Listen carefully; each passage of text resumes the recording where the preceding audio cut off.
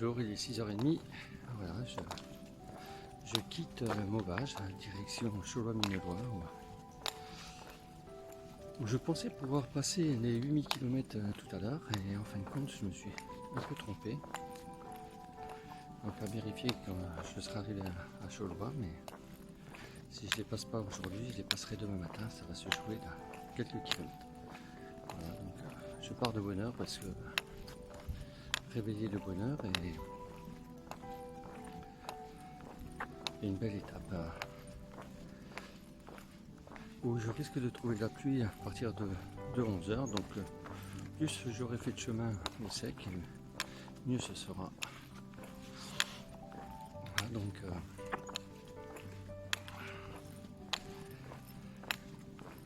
là j'ai passé la nuit au gîte des Mauves à Maubage avec un groupe de jeunes.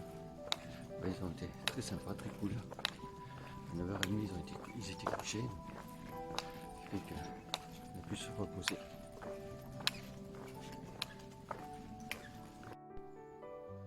Bon, dommage. Moi je serais au pays de Jeanne d'Arc, mais je suis quand même une vingtaine de kilomètres au-dessus de Domrémy. Donc au nord de Domrémy.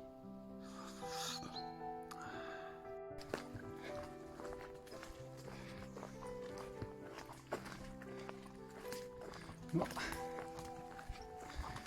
Voilà, de retour dans les bois, provisoirement.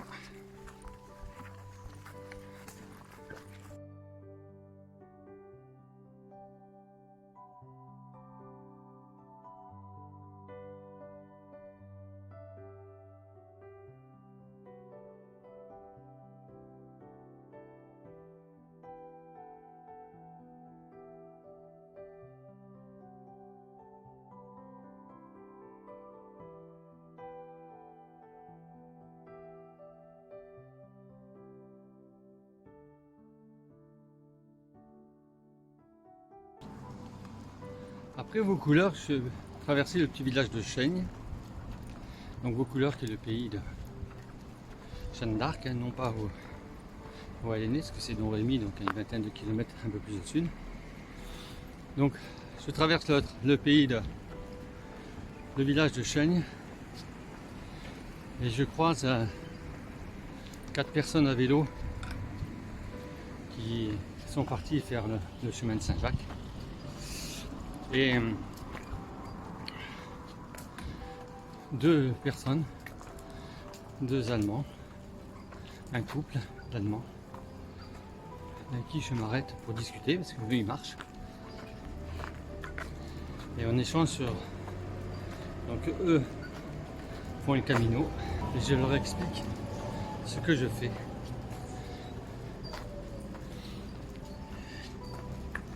Et ça fait plusieurs semaines que.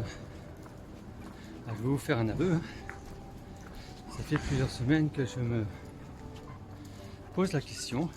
Enfin, non pas poser la question parce que c'est plus que maintenant je commence très sérieusement en marchant à y réfléchir comment l'organiser. Mais j'ai bien envie de faire partager entre autres à Natacha, à Joël, à Karine, puis une autre personne que je connais qui souffre de la sclérose en plaques. Et j'ai envie de leur faire faire bon, bien sûr par séquence d'une semaine et par petites étapes, leur faire faire le chemin de Saint-Jacques. Mais vu la fatigue qu'occasionne cette maladie,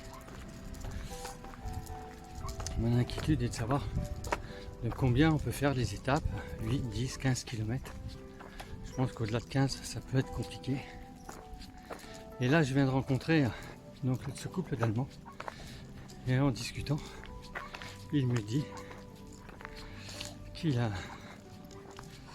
souffre, lui, de la une Deutsche multiple sclérose, c'est-à-dire de la sclérose en plaques. Et que, néanmoins, il s'est lancé sur le chemin et qu'il arrive à faire aujourd'hui des étapes entre 15 et 20 km. Alors c'est peut-être un scoop, hein, ce que je vous dis, en disant que c'est le prochain projet. Mais je voulais le partager avec tous ceux qui souffrent de la CEP et qui me suivent. Voilà, vous dire que aujourd'hui, sur le chemin, sur le Camino, il y a un couple d'Allemands dont le monsieur souffre de la sclérose en plaques et qui réalise ce chemin. Je trouve ça merveilleux. Et ça me conforte donc dans l'idée de ce projet que je réfléchis depuis quelques temps sur mes longues diagonales. Une jolie borne en pierre. On voit qu'il y a des pèlerins qui passent dessus. Voilà, avec des petites pierres. Donc la Meuse à main gauche. Limite. Voilà. Et donc là, Meurthe et Moselle. Voilà. Je rentre en Meurthe et Moselle. Bon camino à tous ceux qui passeront sur ce chemin. Et le chemin qui descend sur Chelois. Après avoir grimpé le GR 703, là maintenant ça y est. C'est environ 2 km. Je vais descendre.